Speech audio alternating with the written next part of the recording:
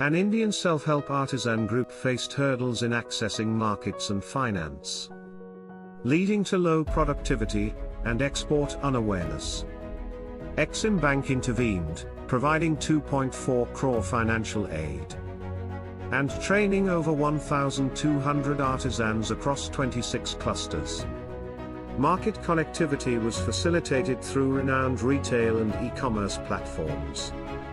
Outcomes included 6 crore orders, 63% annual growth in organizations assisted, 70% rise in employment days, improved incomes, better healthcare or education access, and enhanced living standards. The initiative revived traditional crafts, providing sustainable livelihoods to previously unemployed women.